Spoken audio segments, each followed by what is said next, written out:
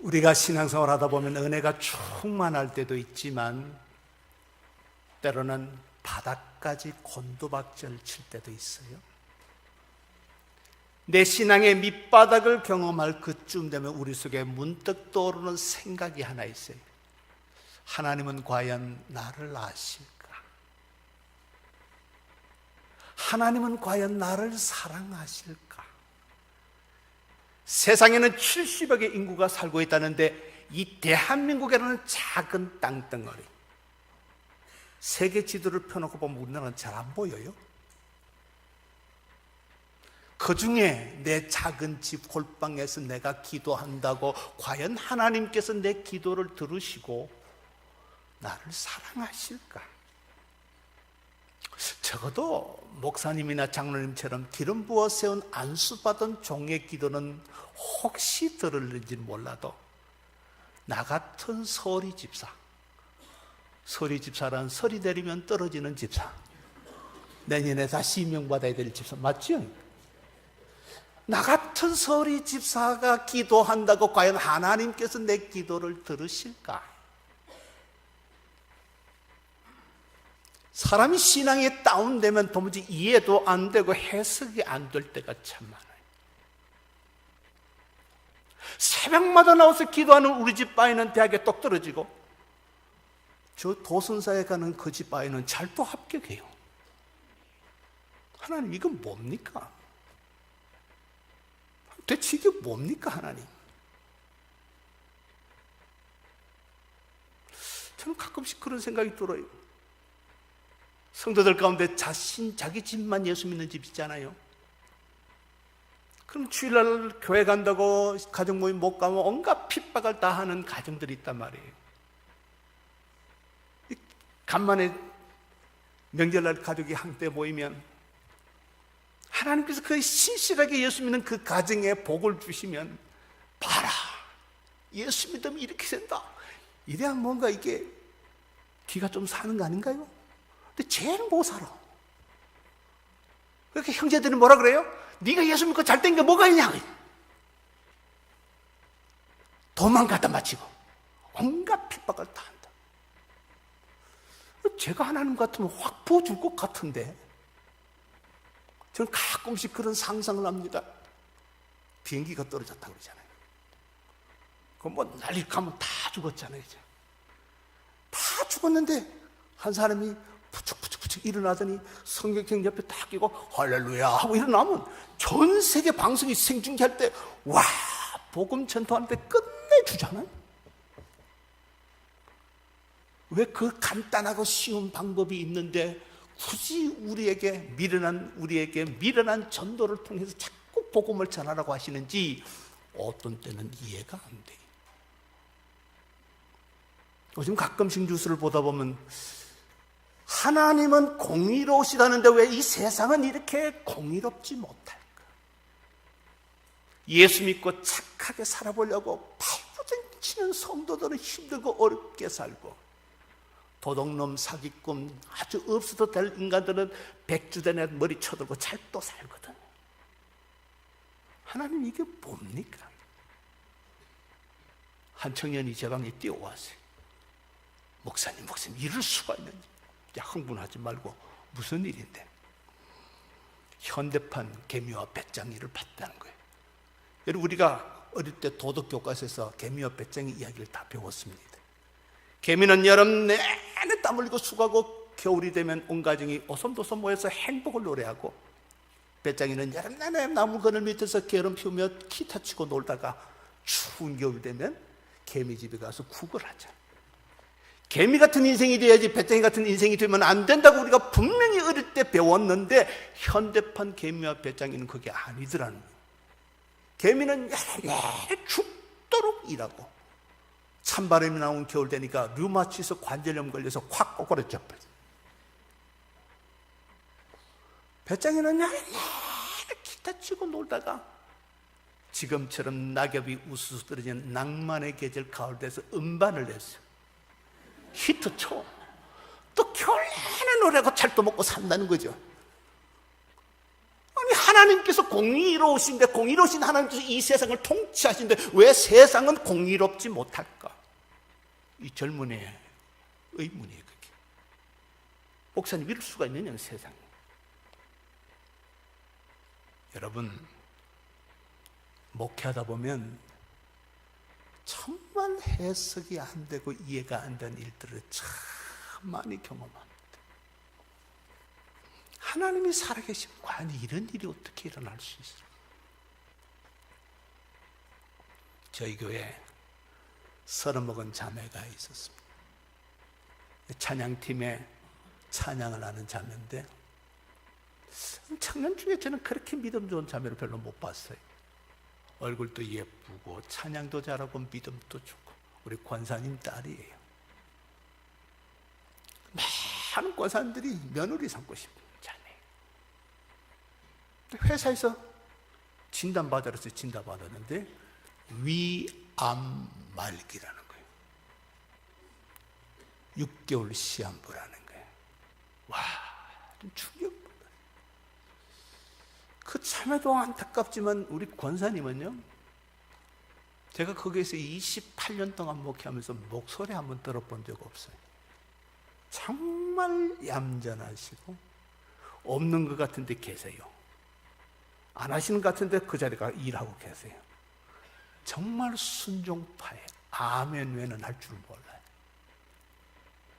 그 다 키운 두 번째 딸이, 나이 30 된 딸이, 곧 시집 보내야 될 그 딸이 6개월 사형 선고를 받았죠. 아, 정말 굉장하잖아요.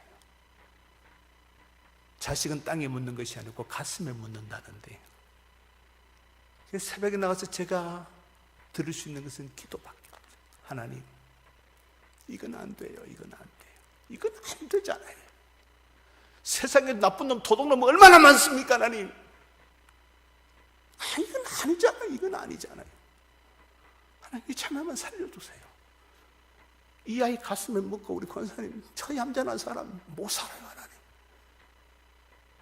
저건 아니잖아요. 그런데요, 하나님이 속절없이 데리고 가시더라고요. 장례식 치르면서 얼마나 많이 울었는지 모릅니다. 딸을 묻어놓고 돌아서서 얼마 있는데 청청병랑 같은 소리가 들렸습니다. 그 남편 집사님이요, 저보다 더 커요. 기골이 장대한 분이에요. 그분이 보험회사에 다니시는데, 그분은 늘 저한테 하는 말이, 자기는 감기도 걸려본 적 없대요.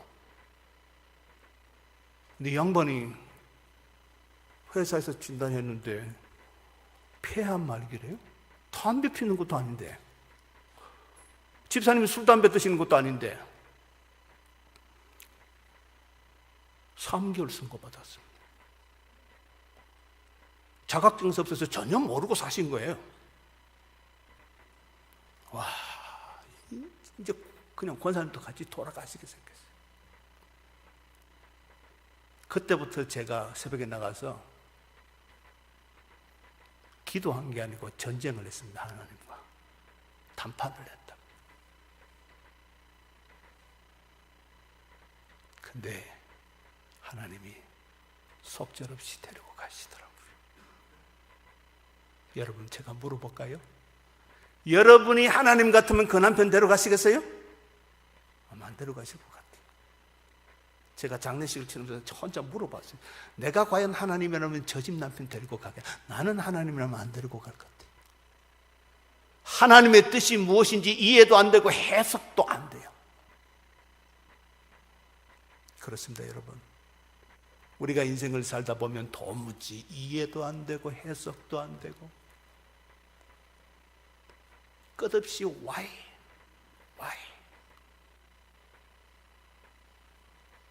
외칠 수밖에 없는 일들을 다 경험해요. 여기 점잖게 넥타이 매시고 예쁘게 화장하시고 앉아 계시지만 다 가슴 아래 하나씩 다 갖고 계실 거예요.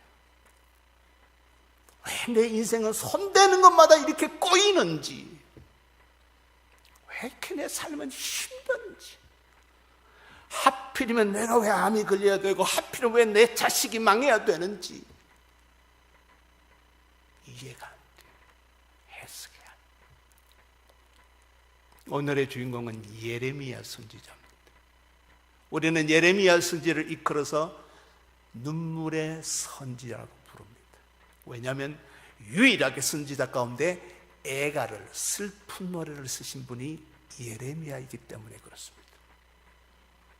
예레미야는 하나님께서 말씀을 들었기를 이스라엘 백성들이 망한다는 소식을 들었습니다. 이해가 안 돼요. 예레미야서를 보시면 반복돼서 나오는 단어가 하나 있는데 어찌하여, 어찌하여. 하나님 어떻게 할례 받은 이스라엘 백성들이 할례 없는 바벨론에게 짓밟혀야 됩니까? 어떻게 할례 받은 하나님의 백성이 바벨론에 포로잡혀서 종살이를 해야 된답니까? 어떻게 하나님의 집인 예루살렘 성전이 돌 위에 돌 하나가 남지 않고 완전히 무너질 수 있다는 말씀입니까? 그렇다면 하나님께서 다윗에게 주신 그 영원한 언약은 무슨 의미가 있다는 말입니까? 아무리 생각해도 이 예레미야는 이해가 되지 않았습니다. 울고 있는 그 예레미야에게 오늘 하나님께서 찾아오시면서 이야기가 시작됩니다. 여러분 1절을 보시면 여호와께로부터 예레미야에게 임한 말씀에 이르시되, 고통하며 몸부림치며 기도하는 예레미야에게 하나님께서 찾아오셔서 말씀하셨다고 했죠. 오늘 이 밤에 이 말씀을 듣는 가운데 내 속에 있는 이 가슴앓이들의 답을 찾는 복된 시간 될 수 있기를 먼저 주님의 이름으로 축복합니다. 답을 찾으셔야 돼요.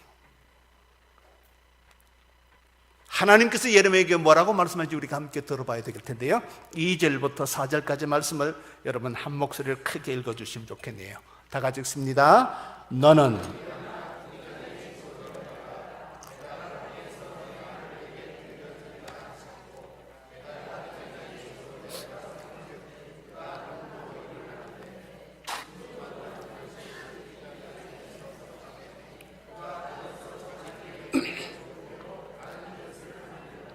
아멘.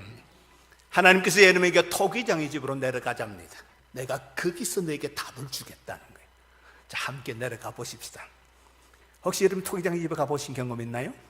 저는 중학교 때 경주에서 그 경주 기념품 만드는 큰 공장을 하시는 삼촌이 계셨어요. 그래서 방학이면 그 삼촌 집에 늘 놀러 갔습니다. 간 이유가 토기장이들이 그 입구에 쫙 농로 위에 앉아서 진흙으로 침승대도 만들고 왕단지도 만들고 뭐 별것 다 만들고 보았어요. 그게 재밌어서 제가 방학 때마다 거기 간 기억이 있습니다. 흙을 다루는 이 토기장의 손은 아주 마디가 굵고 거칠어요. 그 농로 위에 흙을 하나 딱 올리고 거친 손을 덮으면 보이지 않아요, 흙이. 그런데 발로 밟으면 이게 돌아가요. 근데 그 거친 손이 얼마나 날렵한지 별것 다 만들고, 항아리도 만들고 커피잔도 만들고 별것 다 만드는데 그게 너무 신기했어요. 하나님께서 예레미야에게 토기장의 집에 내려가자, 내가 네가 할 말을 거기서 가르쳐 주겠다고 말씀하신 다음에 내려갔더니 마침 뭐 했다고요? 토기장의 손에 있던 질그릇이 터짐에, 옛날 번역에 보면 파상하다, 완벽하게 깨져버렸다는 거예요. 사랑하는 성도 여러분, 토기장의 토기가 깨지면 다시 쓸 수 있나요, 없나요? 쓸 수가 없습니다. 지금 실물 교육을 하고 있습니다. 깨지고 터진 토기 그릇, 뭘 말합니까? 두 가지입니다. 첫 번째는 지금 이스라엘의 영적 상태가 도무지 회복이 불가능한 만큼 깨진 그릇 같다는 거예요. 더 이상 하나님이 인내하고 참기는 한계가 왔다는 거예요. 이제는 이스라엘 백성들을 매로 다스릴 수밖에 없는 지경까지 왔다. 그래서 지금 바벨론을 강성해서 이스라엘을 친다는 이야기를 하고 계십니다. 또 하나는 그런 자기 민족을 망할 수밖에 없다고 예언하는 예레미야의 가슴이, 심령이 깨진 그릇 같다. 여러분, 우리의 삶이 그와 같죠. 하나님의 말씀 앞에 참 고통스럽고 이해도 안 되고 이 예레미야처럼. 그럼에도 불구하고 왜 하나님께서 이스라엘 백성들에게 손을 대셔야만 하고, 축복을 전하는 선지자의 삶도 고달픈데 망해야 된다고 전할 수밖에 없는 이 선지자의 삶은 너무 고통스럽지. 동시대 인물이 하박국 선지자입니다. 하박국서 1장, 2장, 3장으로 구성되어 있는데 1장에 보면 반복해서 나오는 단어가 어찌하여, 어찌하여, 어찌하여. 참 시대가 아무리 흘러가도 살아가는 우리 인생은 똑같은 것 같아요. 이해도 안 되고 해석도 안 되고. 가끔씩 나라를 보면, 저 북녘 땅을 보면 하나님 200개 넘는 나라 중에 하필이면 대한민국만 이렇게 허리가 반이 딱 잘려서 왼수처럼 이렇게 살아야 됩니까? 해방된 지가 지금 70년이 넘어가는데 우리께서 늘 기도하는 게 우리 시대 복음 통일 한국을 보게 해달라고 지금 기도하거든요. 우리가 무슨 죄를 그렇게 많이 저질렀나요, 하나님? 이 시대 통일 한국을 주시면 얼마나 좋을까요? 이런 왼수가 없잖아요, 남북이. 그렇습니다. 예레미야는 이해가 안 됩니다. 울 수밖에 없습니다. 고통할 수밖에 없습니다. 아마 우리 개인 삶도 마찬가지 아닌가요? 제가 리더스 다이제스트라는 책에서 한 자매의 간증을 읽었는데 그 간증이 제 평생 제 마음속에 떨칠 수가 없어요. 이 자매는 알래스카 공군본부에서 근무하는 자매예요. 이제 결혼해서 뱃속에는 5개월 된 아이가 있고 아주 행복하게 삶을 사는 자매입니다. 어느 아침에 남편 먼저 보내드리고 자기 출근하는 차를 몰고 하이웨이를 나왔는데 앞에서 원유를 싣는 탱크로리가 마주보고 오다가 쓱 미끄러지니 그 차 앞을 팍 들어봐요. 이 자매의 간증 표현에 의하면 마치 산이 하나, 자기 앞에 이렇게 산이 하나 넘어지는 것 같아요. 하는 순간 아무 생각이 안 나더래요. 모든 것이 다 중단돼 버려요. 끊겨버렸어요. 얼마나 시간이 흘렀을까요? 의식이 돌아오면서 귀에는 앰뷸런스 소리가 어마어마하게 들리고 사람들이 웅성거리는 소리 들리고 자기 몸을 움직여 보려고 이렇게 움직이는데 사람들의 소리가 들립니다. 시체가 움직인다. 시체가 움직인다. 죽은 줄 알았는데 움직이니까 시체가 움직인다고 사람들이 떠드는 거예요. 거기서 그대로 실려서 공군본부 응급실로 들어가서 응급처치를 하는데 머리끝부터 발까지 다 일그러져 버렸습니다. 뱃속에 있는 5개월 된 아이는 죽어서 하혈돼서 밑으로 끝없이 피가 막 흘러내려요. 얼굴이 다 일그러지고 형체를 알아볼 수 없어요. 다 뭉개져 버렸어요. 남편이 소식 듣고 뛰어오더니 아무 말 없이 물건을 보더니 훅 떠났습니다. 얼마 있다가 이혼하자고 이혼서가 날아왔습니다.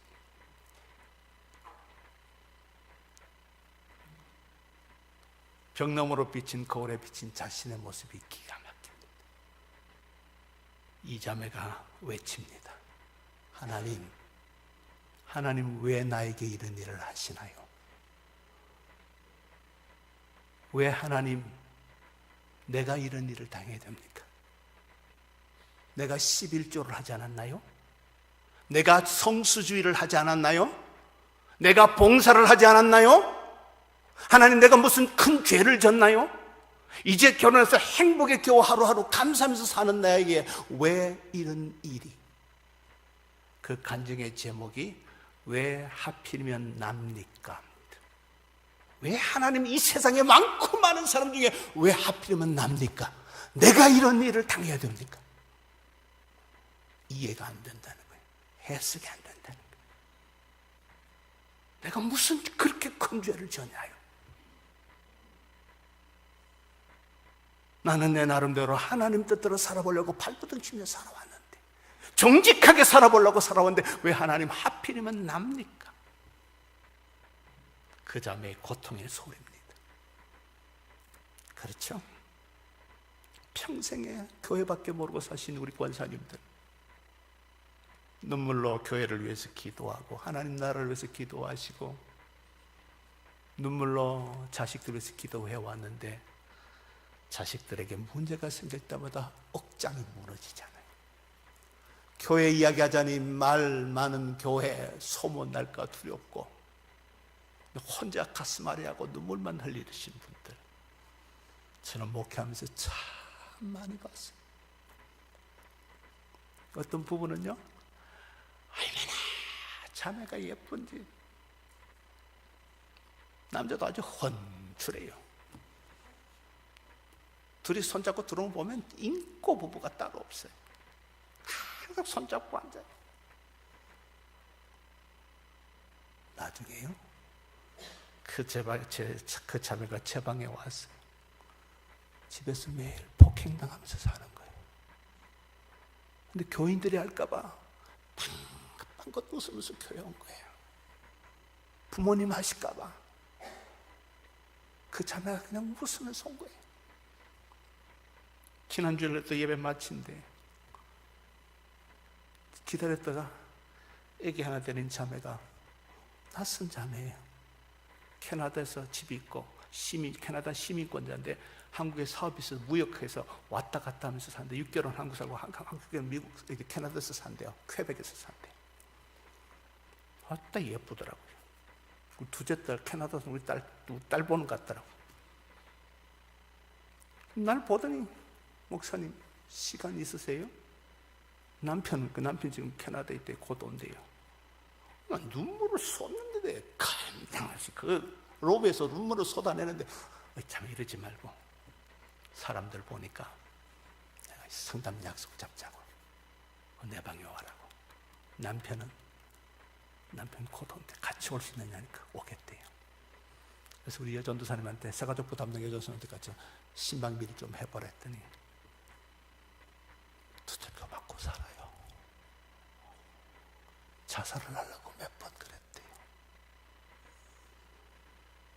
교인들이 할까봐, 자기 부모들이 할까봐 혼자 속거리고 사는, 참 인생이 슬퍼요. 이해도 안 되고 해석도 안 되고. 그렇다고 우리가 주님을 포기할 수도 없죠. 예레미야가 그렇게 와 있습니다. 하나님께서 이 예레미야의 슬픔을 아시기 때문에 하나님께서 그를 토기장의 집에 데려가시고 두 가지 답을 주세요. 저는 그 답이 저와 여러분의 답이 될 수 있기를 주님의 이름으로 축복합니다. 그 첫 번째 답이 6절 말씀입니다. 6절 말씀, 우리 여호와의 말씀이 시작.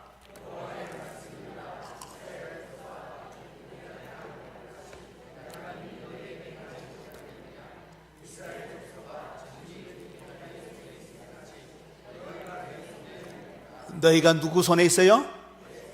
하나님의 손에 있는 인생이다.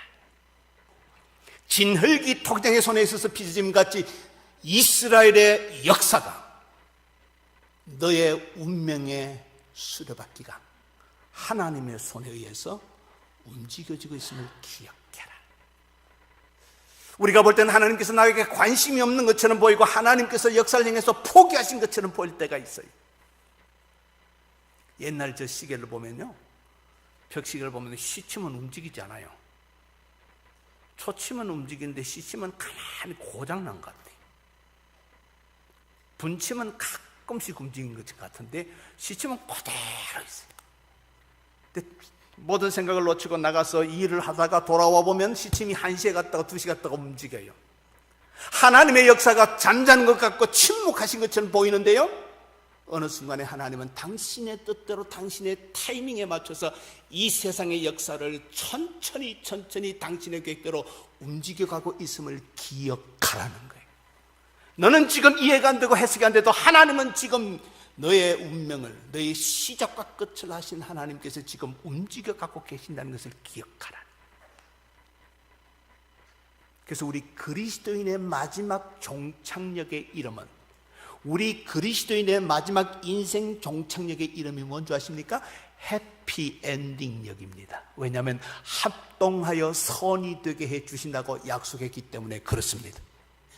지금 내가 이해가 안 되고 해석 안 되는 문제도 하나님께서 그 때가 되면 이해가 되고 해석이 되도록 만들어 주시기 때문에, 그때는 고통스러운데 지나고 보면 그 고통이 아니었으면 지금 내 지금의 삶이 없다는 것을 알기 때문에, 그것마저도 나에게 합동하여 선이 되게 해주신 하나님이 계시기 때문에 끝까지 우리가 믿음을 가지고 하나님을 믿고 가면 내 인생역에 도착해서 살아온 인생길을 돌아보면서 반드시 할 이야기는 주님 행복합니다, 감사합니다. 그 고백을 할 수 있는 것이 그리스도인이라고 우리에게 말씀하고 있습니다. 조금만 인내하십시오. 하나님은 지금도 역사하고 계세요. 지금 망하는 이스라엘 백성들은 70년 동안 포로 생활했다가 다시 리턴해서 돌아온다는 사실을 꿈에도 모릅니다. 그건 하나님의 시간표 속에 있을 뿐이에요.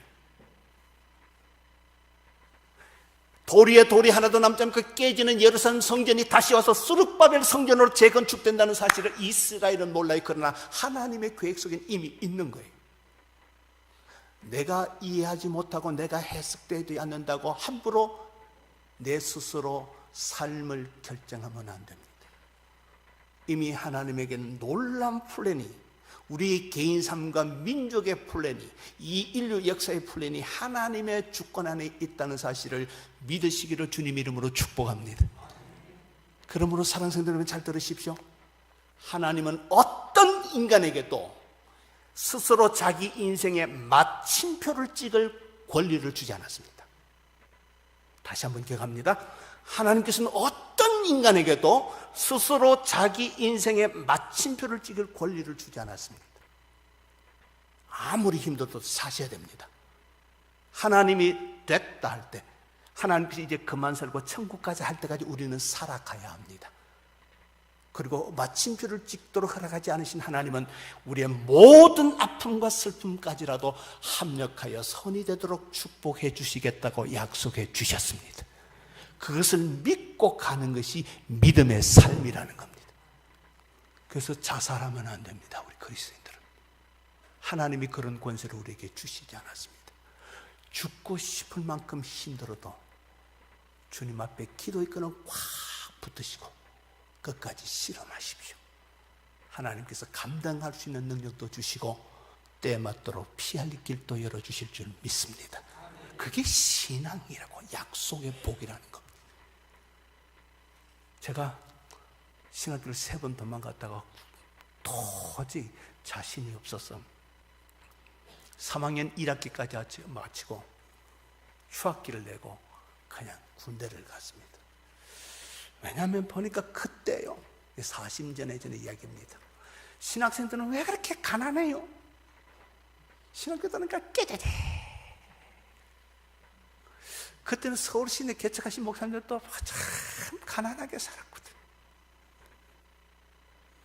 신학교 가니까 이놈 학생들이요, 점심 먹는 애들이 거의 없어요. 돈이 없었어. 맑은 콩나물 소금국 그거 먹고. 야, 나는 뜨거워서 학교는 갔는데 이거 보니까 이거 못 살겠어요. 나는 살겠는데 또 내 새끼들이 또 저렇게 살아야 된다 생각하니까 막 그 몸서리 나서. 근데 그때 보니까 장로님들은 다 잘 살더라고. 그래서 하나님, 나 장로 시켜주세요. 돈 벌어서 내 가난한 목사님들, 신학생들 내가 장학금 주고 팍팍 쓸 테니까 내 아니라도 목사라고 이렇게 사람들 많이 와 있는데 꼭 굳이 내까지 할 필요 없지 않습니까, 하나님? 그래서 제가 3학년 1학기 다니다가 포기하고 휴학기 내고 군대 가면서 하나님, 3년 동안 내 군대 생활 마칠 때까지 성경만 읽을 테니까 콜링 다시 하십시오. 콜링 하시면 목사하고, 안 하면 장로하라는 줄 알고, 또 장로 누가 시켜주나? 어쨌든 내가 장로하리라 생각하고 돌아오겠다고 아주 하나님하고 딴판하고 군대를 간 거예요. 얼마나 독한 군대 갔는지. 지금은 안 그런데 우리 옛날 군대 생활은 줄빠따라는 걸 맞았어요. 제가 헌병대 가자. 이게 키가 크잖아요. 이렇게. 툭 하면 두들겨 패는데 줄빠따는 죽는 거예요, 그날. 들어가니까요, 복창을 시켜요. 왕고참이 뭐라고 시키냐면 완고참은 하나님과 동기동차이다. 이게 우리 내부한 구예요. 얼마나 센지 상상만 해보세요. 근데 마침내 제가 병장을 달았다는 거예요. 그 병장을. 모진 고난의 세월을 견디고 마침내 병장을 이게 뭐 장군보다 더한 거예요. 이게 병장, 우리 내반의 병장은 대단한 거예요. 이등병이 하나 들어왔는데 애 아버지가 들어왔어. 이놈 내보다 더 늦게 들어왔어요. 저도 늦게 들어갔는데 이놈은 훨씬 더 늦게 들어왔는데 보니까 공부밖에 할 줄 아는 게 아무것도 없어요. 대학하고 대학원 나오고 공인회계사 돼서 장가 가서 애까지 놓고 온 거예요. 마지막 미루다 끝에 와서 이제 들어온 거예요. 근데요, 군대는 이상해요. 곤백살이 먹어도 이등병은 이등병 짓을 해요. 그쵸? 갔다 오신 분들 이해하시죠? 제가 무슨 말 하는지. 내가 칠칠 맞아요, 보니까. 근데 그 부인이 집사님이세요. 근데 남편이 공부밖에 할 줄 모르니까 군대 가서 믿음 생활하고 왔으면 좋겠다는 생각을 했던 것 같아요. 나 그렇게 기도했다. 그래서 내가 불렀어요. 저는 뭐 하나님과 동기동창이 됐잖아요, 지금. 불러서, 야, 너 뭘 잘하냐? 바둑을 잘 뜬대요. 그때 저는 군대 가서 이제 바둑을 막 배워서 바둑이 이제 7급에서 5급으로 올라갈 때예요. 여러분 바둑 보시면 아시지만 7급에서 5급 올라갈 때는 바둑에 환장을 할 때입니다. 죄송합니다. 흰머리 보면 흰돌로 보이고 까만 머리 보면 까만돌로 보이고 막 모든 게 바둑판으로 보이는 때거든요. 그래 앉으면 휴가 나왔을 때 이렇게 기원 가서 한 판 뜨고 나오고 막 이럴 때인데 이놈이 바둑을 잘 뜬대요. 그래서 이게야 얼마 잘 뜬다니까 4단이래요. 저는 바둑 4단을 처음 봤습니다. 라이브로. 그래 그렇게 잘 됐다. 너 내한테 바둑 가르쳐라. 내 니한테 성경 가르쳐 줄게. 그래서 이제 약속을 하고 바둑을 배우는 왕고참하고 이등병을 하는. 그렇게 띨띨한 나이가 바둑판에 앉으면 4단 포스가 착 나와요. 대단해요. 탁 나와서 깔아요. 까만 거 노라는 거 아니에요, 그치? 한 4개쯤 넘으면 더 깔아요. 한 9개쯤 확 깔아요. 새카맣게 깔아야 돼요. 꼼짝을 못 하겠더라고. 그리고 새카맣게 흙집 놓고 시작하는데, 야, 신기해요. 아다리는 분명히 제가 많이 했어요. 근데 대마가 다 죽어버렸거든. 하나도 안 남고 다 죽어버려요. 미치겠는 거예요, 그냥. 그리고 다 뜬 다음에 싹 뭉개고 다시 이제 복기를 하면서 바둑을 가르칩니다. 자기 돌과 내 돌을 다 외워요, 걔는. 복기를 하면서 이제 가르치면서 이 병장님, 제가 90수까지가 동수였습니다. 근데 91수부터 제가 반집시키기 가기 시작했대요. 그러면서 그 아이가 저한테 한마디 던져줬는데 지금까지 제 가슴에 꼽힌 한마디가 있습니다. 이 병장님은 눈앞에 있는 것만 먹으려고 아다리만 한다는 거예요. 근데 저는 한수 놓을 때마다 전체를 개가하면서 뜯대요. 그렇습니다. 우리는 한 치 앞을 내다보지 못해요. 내일을 몰라요. 그저 눈앞에 있는 것 잡아보려고 아다리 꼬다리 하면서 살아가요. 근데 하나님은 내 인생 전체를 개가하십니다. 내가 아무리 소원해도 지금 고통이 필요하면 고통을 주셔요. 왜냐하면 그게 나 전체를 보면 이득이 되기 때문에. 나는 이해가 안 되고 해석이 안 돼도 하나님은 고통을 주신다고. 이게 내 인생 전체를 개가할 때 반드시 필요하기 때문에 주신다는 거예요. 지금 나에게 축복이 필요하면 성공의 복을 주세요. 왜냐하면 장차 전체를 봤을 때 지금이 필요할 때이기 때문에. 그러므로 사랑하는 성도 여러분, 내가 지금 잘 됐다고 교만하지 마십시오. 오늘이라도 누르면 다 깨져요. 힘들고 어렵고 고통스럽고 잃어버렸다고 좌절하거나 낙심도 할 필요가 없습니다. 그것이 나에게 지금 가장 소중한 것이기 때문에 주셨을 뿐이에요.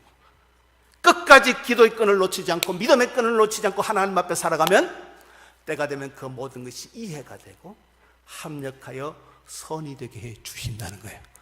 여전히 하나님은 살아계시고 토기장의 손에서 토기가 진흙이 움직여지듯이 여호와 하나님께서 내 인생을, 시작도 끝도 모르는 내 인생을 이 시대에 살게 하신 하나님께서 지금도 만지고 계신 줄 믿습니다.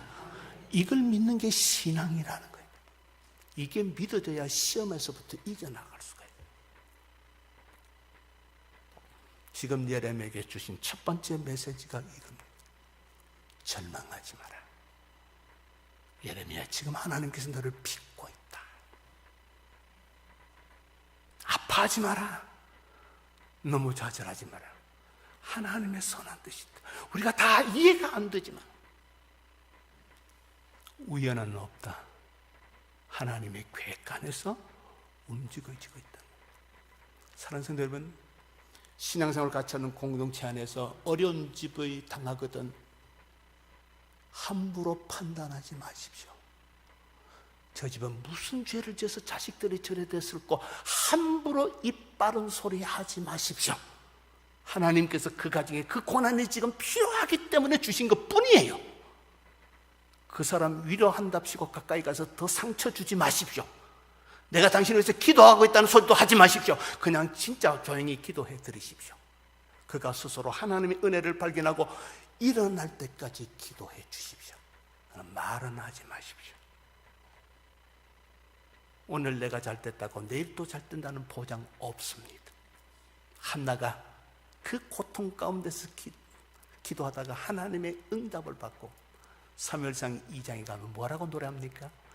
여호와는 나를 높이기도 하시고 낮추기도 하시고, 여호와는 나를 죽이기도 하시고 살리기도 하시고, 여호와는 나를 부하게도 하시고 가난하게도 하시는도다.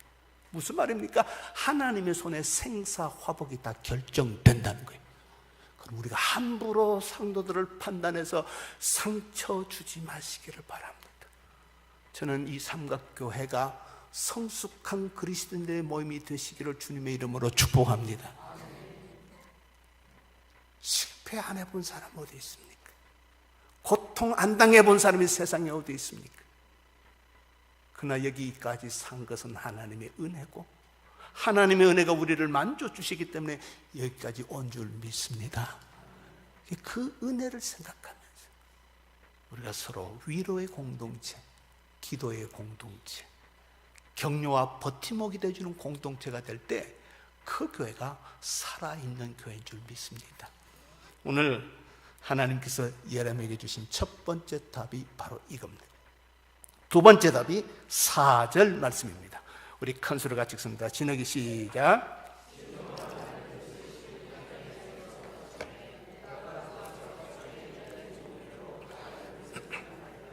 할렐루야. 저는 이 주님이 너무 좋아요. 깨진 그릇을 버리지 아니하시고, 우리가 하나님 앞에 엎들기만 하면 다시 쓸어 담아 반죽하셔서 하나님 보시기에 기가 막힌 그릇을 만드셔서 하나님 나라 쇼인데요, 하나님의 교회에 영광스러운 그릇으로 쓰시겠대요. 할렐루야. 저는 이 하나님이 너무 좋아요. 여러분, 이천에 가보세요. 유명한 토기공이 있는 집에, 가마가 있는 집일수록 깨진 그릇들이 즐비하게 산처럼 많습니다.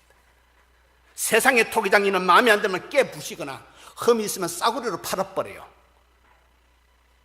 그런데 우리 하나님 토기장이는 아무리 깨진 그릇이라 할지라도, 너덜너덜한 그릇이 되고 소망이 없는 그릇일지라도 결코 버리지 아니하신답니다. 다시 쓸어 담아서 반죽하셔서 하나님 나라에, 하나님의 교회에 기가 막힌 그릇으로 다시 만들어 주신대요. 할렐루야. 저는 이 하나님이 너무 좋아요. 제가 어저께 그랬잖아요. 우리가 죄 지을 때마다 공중에 확성기 달아놓고 공개버리면 누가 얼굴 두고 이곳에 오시겠어요? 어느 목사가 이곳에 서서 설교할 수 있겠습니까?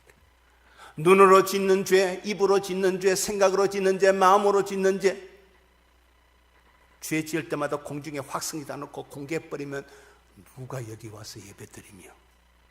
모르겠어요. 저는 이 설교할 자신이 없어요. 오늘도 제가 이렇게 뻔뻔스럽게 설교할 수 있는 것은 가려주시고 덮어주시고 용서해 주시니까 제가 오늘도 이렇게 뻔뻔하게 설교합니다. 그 은혜 없으면 못하죠. 그 은혜 때문에 오늘 깨진 그릇인 이스라엘을 하나님께서 70년 후에 사막의 길을 내십니다. 강을 내십니다. 그리고 그들을 컴백시킵니다. 다시 무너진 성전 대신 스룹바벨 성전을 세우십니다. 이스라엘을, 새로운 이스라엘을 회복시킵니다. 할렐루야. 이게 하나님이 만드시는 작품입니다. 이 하나님이 너무 좋아요.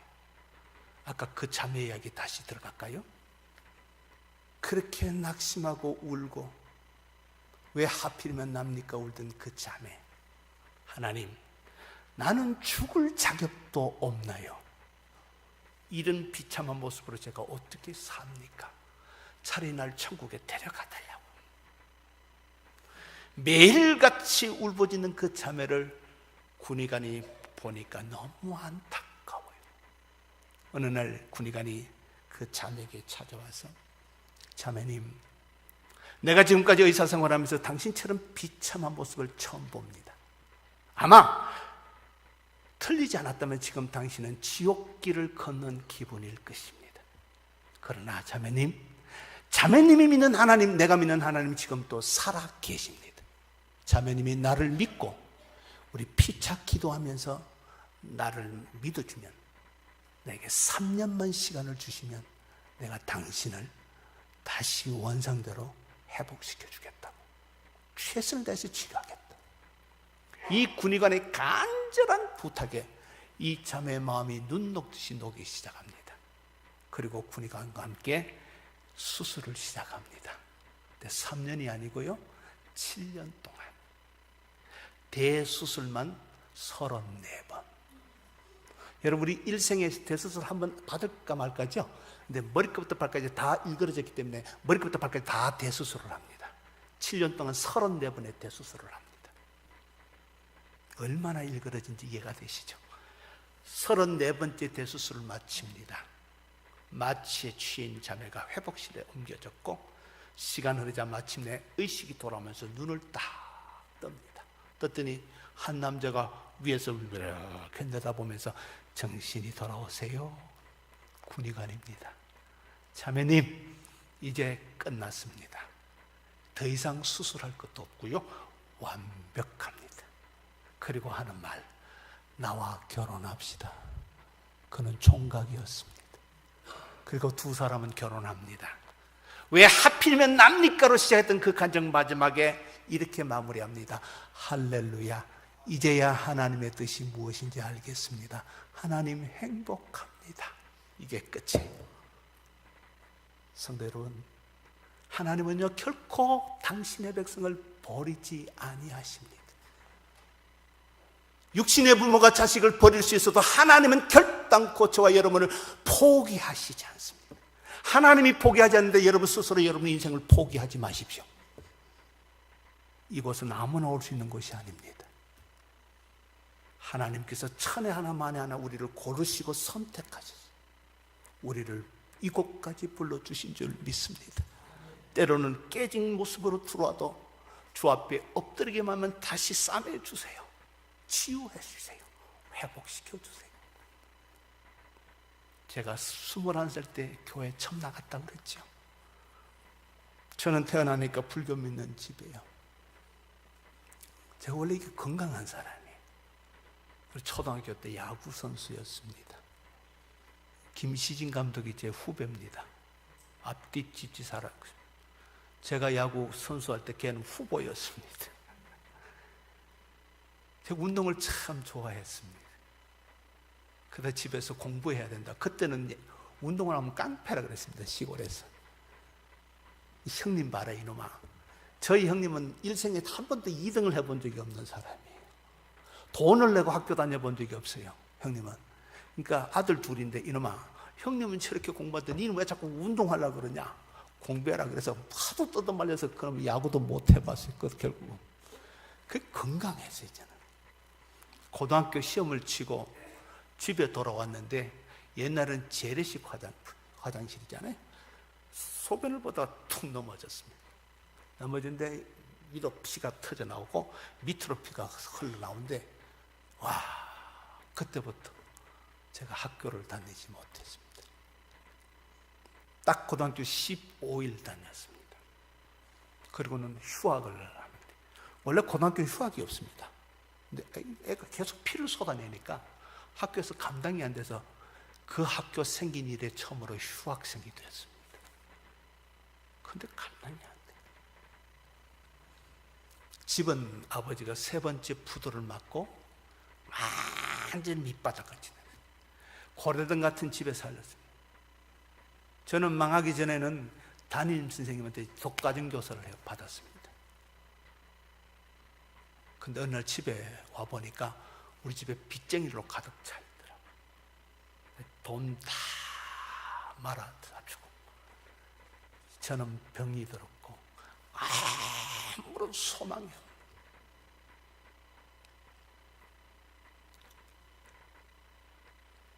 그때 제가 고1 때 찾았던 책이 다 염세주의 철학자 책을 찾았어요. 니체, 쇼펜하우어, 까뮈. 여기에 미쳐서 살았습니다.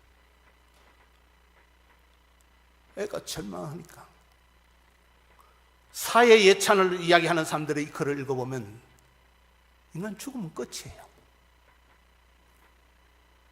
죽으면 끝인 인생을 내가 굳이 오래 살 이유가 없더라고요. 결혼해서 엄마 아빠 사는 모습 봐도, 옆집 아줌마 아저씨 사는 모습 봐도 다 악쓰고 피 떨리면서 저렇게 살다가 죽느니 그냥 죽으면 끝인데 왜 자꾸 저렇게 살아야 돼? 그리고 제가 죽으려고 2번 나갔어요. 이 막내 아들 살려보려고 아버지 사업 실패하고 폐인이 돼 계시는데 한 번도 장사를 해본 적이 없는 어머니가 반탱에다 사과 넣어서 그냥 그 길가에 앉아서 팔면서 이 막내 아들 살려보려고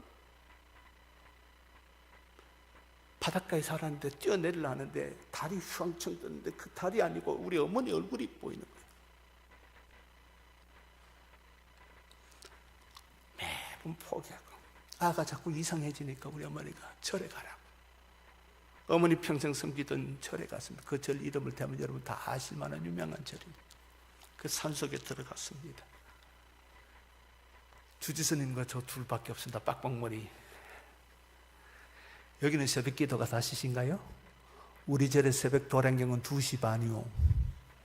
2시 반에 스님과 제가 둘이 일어나서 목탁 들고 새벽 도량경부터 합니다. 삼남한성 모든 미물을 쫓아내는 행식부터 합니다. 시방삼세제망찰례상주일체불타야.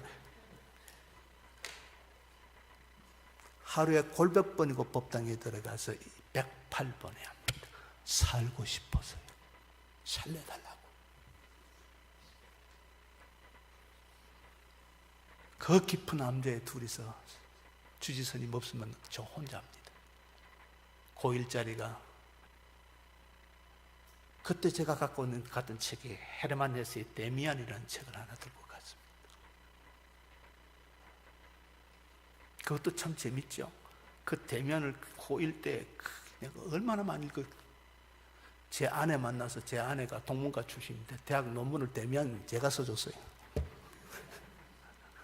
그때 제가 읽은 책 때문에 제가 논문을 써줬다니까, 대학 졸업 논문을. 그것도 합력하게 서로 이루시더라고요. 야, 진짜 살아보려고 그렇게 불공을 때리고 해도 이 어른은 가만히 계시더라고요, 이렇게. 내 어느 날 둘이서 앉아서 물어봐서 당신 나에게 해줄 게 뭐 있어? 연부를 외우라 그러는데 시컷 외워서 주지선생님한테 물으면 스스로 깨닫느니 하고 가르쳐주지도 않아요. 도터야 되는데 스스로. 사람 미치겠는 거예요, 그냥. 2달 만에 도망 나왔어요. 대면 하나 들고. 이 실존주의 철학책이거든요. 나를 믿을 수밖에 없대. 완전 보니까 내 속에 있는 병균 하나도 내가 감당 못하는 거잖아요. 그저 피 흘리면서 1년에 126일씩 결석해 가면서 선생님이 와서 뭐냐, 답안지에 이름을 써요. 졸업한다, 가자. 이렇게 끌고 가면 제가 학교 가요. 그리고 이름 쓰고 대충 하고 또 집에 오고, 이렇게 해서 4년 만에 겨우 졸업을 해요. 근데 아무것도 할 게 없죠. 계속 병들어 있죠. 집은 막 다 가난해서 바닥에 살죠. 형님이 서울서 내려오셨어요. 뭐냐, 형님 봤지? 우리가 사는 길은 공부밖에 없다. 가자. 내가 공부시킬 때는 서울 가자. 여기 있으면 평생 소망이 없다. 가자. 그래서 형님 집에 갔습니다. 서울로. 개나리 보점 사서 갔습니다. 집에 가서 이제 신혼부부인데 형수님이 우리 집안에 유일하게 예수 믿는 처녀 집사가 시집을 왔습니다. 우리 형님은 형수님이 너무 좋아서 예수 믿겠다고 하고 가라로 학습받고 주례받고 결혼했어요. 그리고는 신혼여행 갔대요. 우리 형수님 저한테 할 수 있는 이야기는 첫날 밤 자고 일어나더니 아침에 심각하게 형님이 그러더랍니다. 이제 내가 주님과 함께 살겠다고. 그래서 우리 형수님 감기에서 눈물을 축 흘리니까 울지 마라. 술주자 님자다. 진짜 골 때리더래요. 그날부터 교회 안 나가는 거죠. 결혼했으니까 이제. 형수님 집에 가서 이제 뭐 학원 가니까 아무것도 모르니까 아는 게 한도 없으니까 혼자 다시 뱉고 머리 깎고 집에 책상에 앉아서 이제 1년 동안 먹고 자고 앉아 하는 거예요. 공부할 테니까 이 교과서 1페이지부터 다시 펴놓고 내가 공부할 테니까 형수님 나 이 책상에 앉아서 자거든 깨워달라고. 참 신기해요. 1년을 장성만한 시동생이 그 앉아 있는데도 한 번도 인상을 안 써요. 도련님 왜 그러세요? 소리 한마디 안 해요. 제가 거기서 장가 나올 때까지 살았는데요, 한 번도 인상 쓴 적이 없어요. 밤 2시고 3시고 배고프면 밥을 끓여 대줘요. 저는 예수 믿는 사람 다 천사인 줄 알았습니다. 우리 형수님처럼. 근데 그 형수님이 도련님 소원이 있대요. 뭔데요? 그러니까 교회 한 번만 따라가자. 제가 그랬죠. 저 불교 믿는지 알잖아요. 알아요. 우리 교회에서 뭐 하는데 그게 지금 말하는 전도 축제예요. 그게. 앉아만 있다가 하면 된대요. 2번 안 돼요. 그러니까 안 따라가면 밥을 먹을 때 좀 힘들겠더라고요. 그래서 가기는 가줘야 좀 편하게 약속은 지켜야 될 것 같아서 그 소원이라는데, 그래서 좋다고 한 번 가져가 약속하자. 한 번만. 2번째 같이 안 간다. 먼저 가면 내가 10m 뒤에서 천천히 따라갈 테니까 뒤를 돌아보지 마라. 3번째 같이 안 앉는다. 나 혼자 저 뒤 끝에 앉을 테니까, 나는 한번 약속 지키면 지킨 사람이니까 저기 앉을 수 있으니까 아는 척 하지 말고 그 친구들 사람들한테 우리 시동생 왔다 소리 하지 마라. 만약 하면 바로 튀어 집에 간다. 알았다고 안 하겠다고. 제가 원래 까다로운 사람이거든. 다 약속하고 각서받고 이제 갔어요. 맨 뒤에 앉아서. 그날 뭐 이게 축제니까 사람들이 얼마나 많겠어요. 머리 딱 쳐박고 시계 딱 펴놓고 1시간만 되면 된다 하시는 거 딱. 제가 머리 털라고 처음으로 예배당에 갔어요. 처음으로 목사라는 사람 그날 처음 봤어요. 구경 처음 했어요. 근데 이놈의 교회가 뭘 하는지 자꾸 사람을 일어나라 앉아라 미치게 만드는 거예요. 이것들이. 그리고 뭐또 중중을 지금 보니까 사도신경 하는 건데 뭐가 근데 이것들은 또라이가 좀 있으면 기도하니까 막 울더라고요. 울더니 갑자기 또 막 찬송을 해요. 완전 또라이들이에요. 이것들은 절에서 똑같이 경험하지만 또라이들 천국에 오니까 금방 울다가 금방 웃으면서 막 찬양하는데 이게 인격 장애인들이가 뭐 마구 막 헷갈리기 시작한 거예요. 빨리 시간 가지고 얘들 같이 미치겠다 싶은 생각이 드는 게 정신을 바짝 쳐. 한참 그렇게 하더니 목사라는 사람이 또 올라오더라고요. 어디 설교하는데 그날 설교가 예레미야 18장 1절에서 6절. 내 얘기를 하더라고요. 우리 형수님이 일러준 것 같더라고요. 어떻게 처음부터 끝까지 내 얘기를 하는 거예요. 안 들으려고 하는데 들리는 걸 어떻게 해요? 그날 코 깼어요. 그리고 목사 된 거예요. 치유하시고 회복하시고 공부시켜 주시고. 자 보세요. 저보고 예수 믿으세요. 180도로 뒤집어 놓으셨어요. 하나님. 깨진 그릇인데 도무지 세상적으로 소망이 없는데 죽는 것이 제일 편한 내 인생을 하나님이 다시 뭉쳤어요. 하나님이 쓰시려고 그릇을 새로 만드시더라고요. 그리고 하나님 나라에 이렇게 내놓으시더라고요. 저는 하나님이 살아계심을 믿습니다. 아무리 힘들고 어려워도 조금만 인내하십시오. 하나님은 어떤 일을 하실지 아무도 모릅니다. 지금 여러분 자녀들이 힘들게 한다고 함부로 판단하지 마십시오. 남은식 자녀가 교회 와서 함부로 한다고 여러분 쉽게 판단하지 마십시오. 우리 교회 장로님 아들은요, 20년 전에 머리 따서요, 장로님이지, 그 아들이, 하나밖에 없는 아들이 머스마가 머리를 따가 삥 꼽아가 20년 전에요. 그 보수진 우리 합동측에서, 그것도 성가대한다고 올라가기를 내가 불렀어요. 야, 그건 올라가지만 너가 아버지 쪽팔려서 안 된다, 이 새끼야. 안 들어와, 안 올라가니. 딴 건 내가 허락하는데 그건 안 돼. 네 머리 자르고 올라가든지 그냥 올라가지만, 야, 너 아버지 쪽팔려서 안 된다, 이러면 내려와래. 가가 지금 박사요, 목사요, 지금 화란에서 박사학위 하고 있다고요. 하나님을 어떻게 쓸지 아무도 몰라요. 함부로 판단하지 마시고. 내 인생도 아닌데, 내 인생도 내가 감당 못하는데 왜 내 자식 인생을 내가 함부로 판단합니까? 여러분, 왜 남의 자식 인생을 함부로 우리가 판단합니까? 아니에요. 그저 기도하십시오. 안타까우면 기도하십시오. 하나님은요, 신기한 방법으로 사용하시고 역사하십니다. 그것이 우리 아버지 하나님이세요. 제가 어저께 잠깐 말씀드린 우리 너뚱이도 대단한 나이였습니다. 담임 목사 아들이요, 가방, 쥐라고 가방 들고 초등학교 때부터 선생한테 툭 던져주고 우리 집 갖다 놔요. 근데 우리 교인들은 말을 한마디도 안 해요. 그래서 제가 몰랐죠. 그래, 막갑한 줄 몰랐어요, 제가. 우리 아들이 이놈의 별짓을 다 했는가 봐요. 교회가 크다 보니까 뭐 말을 안 하니까 선생들이, 우리 아들이 막 이게 오나나 이렇게 잘하니까 막. 아버지 어머니 모시고 살았는데요, 아들 손자는 하나밖에 없거든. 그 아들요. 걔 때문에 제 집에 오신 거예요, 아버지 어머니가. 그것도 저는 딸 둘만 해도 너무 감사해서 더 이상 기도도 안 했는데, 우리 아버지 어머니가 하루에 아침 저녁 두 번 앉아서 예배 드리세요. 아무리 우리가 기독교 집안이지만 그래도 아들이 하나 있어서 하나님 아들을 하나 주신, 10년을 기도했는데 갑자기 우리 집사님이 이 뜻을 하는 거예요. 얼마나 놀랐는지 제가 화를 막 내서, 지금 뭐 하느냐고, 지금 목회도 바쁘 죽겠는데 애를 낳아서 어떻게 하냐고. 지가 나놓고, 우리 집사람도 황당해요. 그래서 말이 나도 모르겠다고. 그래서 우리 어머니한테 전했더니요, 할렐루야, 두 어린이 날. 아니 근데 딸이면 어떡할 거예요? 꿈이 꽃이요. 아니 꽃이면 권사님들이 딸이라며요 또. 주여, 어른들 시험도 못 돼요. 근데 너무 좋아하지 마세요. 이거 딸이면 어떡하려고 그랬더니 우리 아버지 왈, 주문생산이다. 그 믿음대로 되더라고요. 주문생산인데 10년 동안 그렇게 놓아놓으니까 얼마나 그 애 때문에 뭐 시골 거 다 팔고 오신 거예요. 그냥 이거 아들 하나 이거 볼라.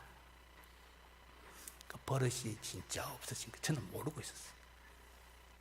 나중에 들어보니 기가 막히게 아주 기가 막힌 짓을 했는 것 같아요.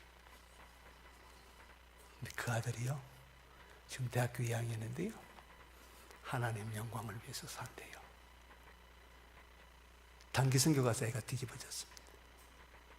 단기 선교 가서 애가 180도 뒤집어져 버렸습니다.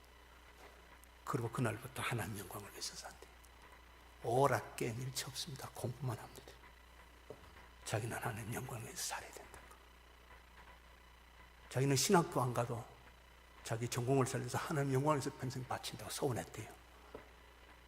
와, 하나님이 빚으시더라고요. 끝까지 기도하니까 빚으시더라고요. 이분이 바로 저와 여러분의 아버지인 줄 믿습니다. 저는 천국 가면 성경의 인물 가운데 구약의 한 분, 신약의 한 분을 꼭 만나 뵙고 싶어요. 구약에는 아브라함의 아내 사라를 만나보고 싶어요. 이놈의 여자가 얼마나 예쁘면 아브라함이 죽을까봐 2번이나 누이로 속였을까. 그래서 내가 천국 가면 첫 번째 보고 싶은 여자가 사라예요. 헤이 사라 컴온 하고 제가 불러보려고 그래요. 진짜 예쁜가?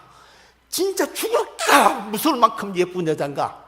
그래서 누이로 2번씩이나 속일 만큼 그렇게 예쁜 여잔가 내가 꼭 확인하고 싶어요. 또 한 사람은 신약에 있는 베드로 아저씨요. 저는 베드로 아저씨가 너무 좋아요. 너무 인간적이에요. 보통 사람은 생각하고 행동을 옮기는데 이 양반은 일단 행동을 해놓고 그 다음 생각을 해요. 얼마나 예쁜지 몰라요. 저는 너무 매력적이에요. 밤사경에 예수님께서 물 위로 걸어오시니까 제자들이 풍랑 가운데 예수를 보잖아요. 주님 줄 모르고 뭐라 그랬습니까? 성경 보니까 유령이다 이렇게 돼요. 우리말로 바꾸면 뭐예요? 귀신이다. 물에서 봤으니까 무슨 귀신? 물귀신이다. 아니 그렇게 먹이고 입히고 가르쳐놨더니 저 선생 오는데 물귀신이다. 우리 주님도 딱해요. 참 하나같이 뭐 이상한 애들만 모아놓고 제자 훈련시키는, 뭐가 좀 덜 떨어진 사람들만 모아놓고 어떻게 자기 스스로 보고 물귀신이다 이런, 야 이게 좀 이상한 것 같아 우리 주님.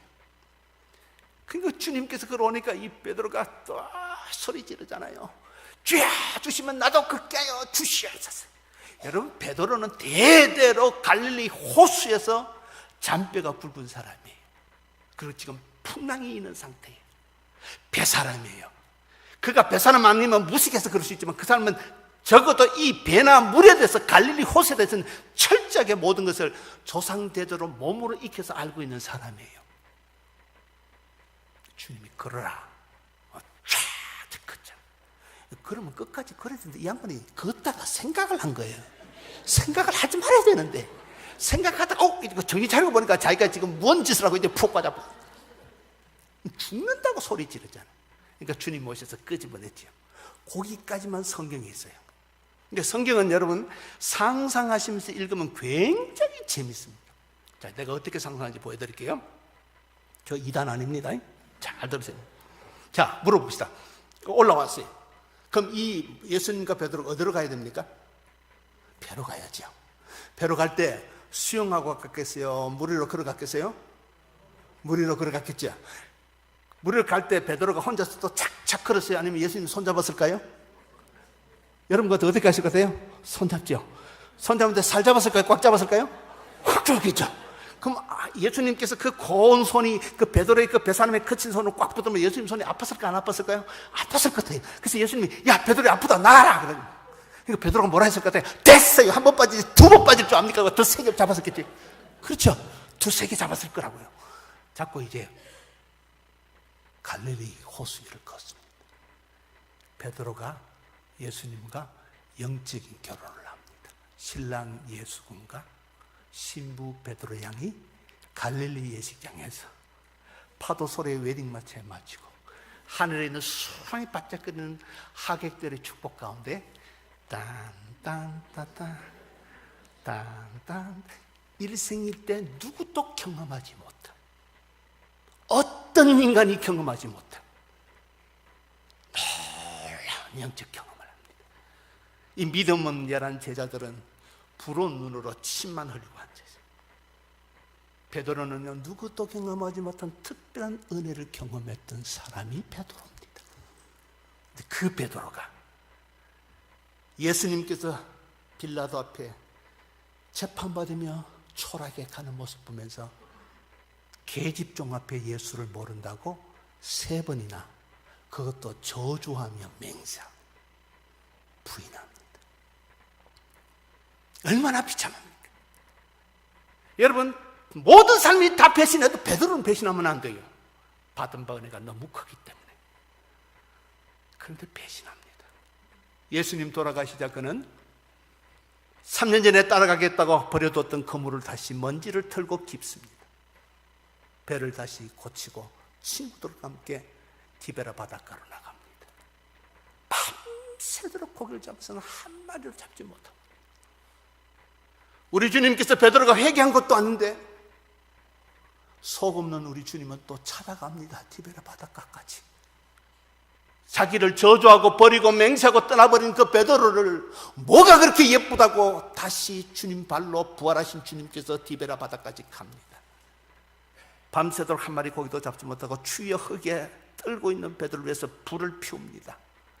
당신의 가슴에 있는 사랑만큼이나 뜨거운 불을 피우시고 떡을 굽고 고기를 굽니다. 베드로에게 주신 줄 알고 베드로가 어쩔 줄을 모를 때 먹으라 합니다. 배고프지 먹어라. 차라리 이놈아 네가 그럴 수 있느냐고 뺨때기라도 한 대 때리지만 속이라도 시원하겠는데 우리 주님은 때리지도 않아요. 먹으래요 그냥. 그런 베드로에게 주님은 묻습니다. 시몬아, 베드로 이전의 이름입니다. 네가 나를 사랑하느냐? 내 양을 먹이라. 다시 시작하자는 겁니다. 네가 지금은 깨진 그릇이지만은 내가 너를 다시 쓸어 담아서 하나님 보시기에 기가 막힌 그릇을 만들 테니 네가 나를 사랑하느냐? 내 양을 먹여라. 내 양을 치라. 내 양을 먹이라고 회복하십니다. 이분이 저와 여러분의 주님이세요.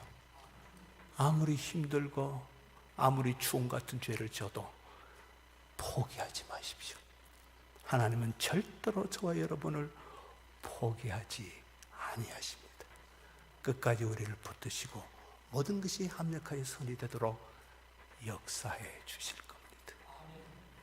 마지막 이야기 하나가 마칠까요?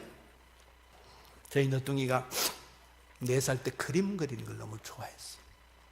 벽에다 막 그리니까 우리 집사님이 도저히 안 돼서 화판을 큰 거 하나 사줬어요. 여기다가 그리라고. 어느 날 제가 신방을 마치고 들어왔더니 이 아이가 아빠 오기만 기다리다가 문을 여는 순간 아빠! 왜 그러냐 했더니 아빠를 그렸다는 거예요. 봤더니요, 경상도 말로 문댕이 호떡같이 그려놨어요. 좀 황칠하네 나는. 보니까 그렇다고 이놈아 이게 그림이하고 아이한테 그렇게 할 수는 없잖아요. 근데 봤더니 눈이 이쪽 갖고 코가 이쪽으로 가고 콧구멍이 다 뒤집어졌고 그거 보는 순간 피카소 그림이 생각나는 거예요. 그래서 야 권아 네 피카소다. 피카소 그림하고 똑같은데 어떻게 그렇게 그림을 잘 그리냐. 와, 그러니까 애가 막 기분이 업돼. 야 크레용이냐? 이때요 갖고 와라. 진한 크레용으로 그 위에 제가 교회를 그렸습니다. 꽃도 그리고 하늘도 그리고 새도 그리고 구름도 그리고 밑에 마당도 그리고 잔디도 다 입혀 그리고 아빠 황칠한 얼굴은 없어지고 교회가 딱 만들어지니까 우리 아들 와우 아빠는 없어지고 멋진 교회가 됐다. 엄마 아빠가 교회 그랬어. 아빠는 근데 없어졌어. 엄마를 향해서 소리치며 달려가는 아이의 뒤통수를 보는 순간 하나님 성령께서 제게 이런 말씀하시 봤지. 네 인생이 아무리 황실 같아도 내 손에 들려지면 기가 막힌 작품으로 바뀔 수 있다. 기억해라 문이야. 할렐루야. 여러분 우리 인생이 때로는 깨지고 넘어지고 부셔지고 황칠한 같아도 하나님의 손에 믿음으로 들려지면 새롭고 아름답고 거룩한 당신의 그릇으로 만들어주시는 줄 믿습니다. 이 하나님과 모든 시험을 이기시고 승리하시기를 주님의 이름으로 축복합니다.